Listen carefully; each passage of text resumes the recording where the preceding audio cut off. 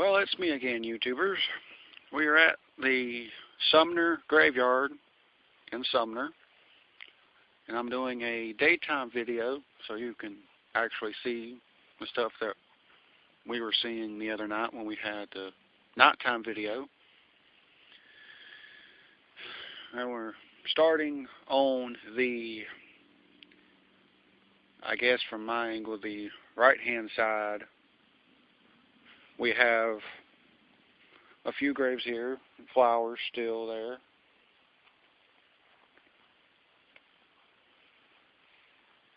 Got some monuments in the back. A fairly decent-sized graveyard.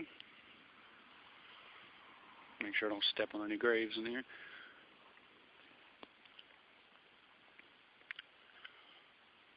And apparently, what I didn't see the other night when we were riding through here is that there is actually what appears to be another trail that has been made going through the graveyard.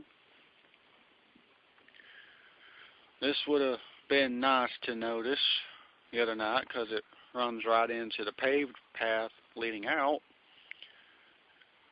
And coming over here, we have some benches. Notice that a few of the gravestones out here have benches with them. Looks like we have new visitors here. We have apparently some new ornaments, stuff like that, set out. Over there you can see that those have 2 hearts on the gravestone.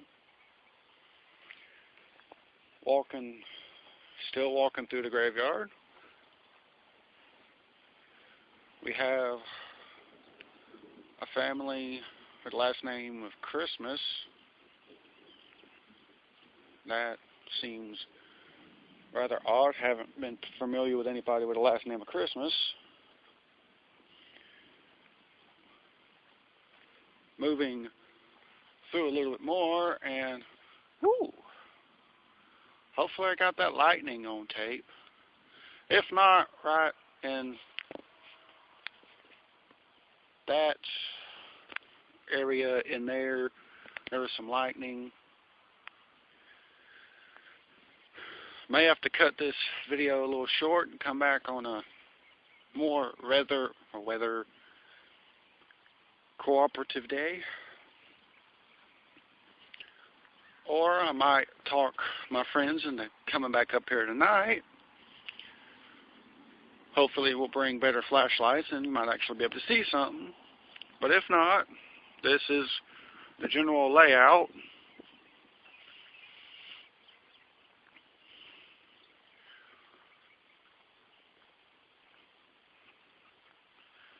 As I'm walking towards what was one of 3 trees that apparently Heather and Jason saw something in them. I didn't see anything. I don't think you see anything on the video either. But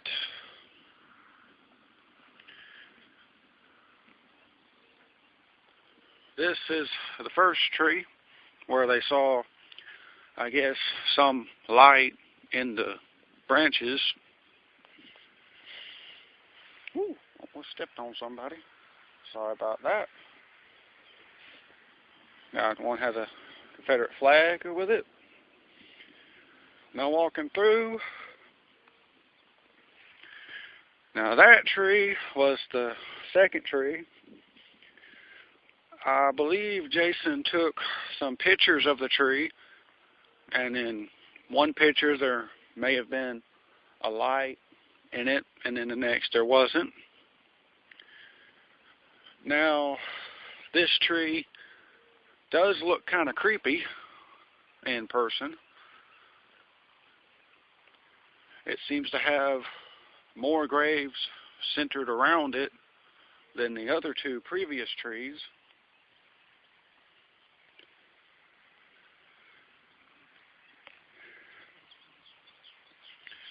And it seems to be the biggest tree as far as girth. As you can see, apparently a branch had fallen off. Have some nice little ribbed features here. Don't exactly know what you call that. I'm not a tree person, so I don't know the technical term. Do kind of get the feeling that this tree has seen plenty of burials out here. And now moving towards the third tree, first making a slight detour towards this little monument here, which looks like another bolt of lightning, looks like a tree. And it'll be very, very eerie at night when you don't know it's a tree and you can now, so which way is the body lay? Okay, anyway, moving on to the third tree in our little expedition today.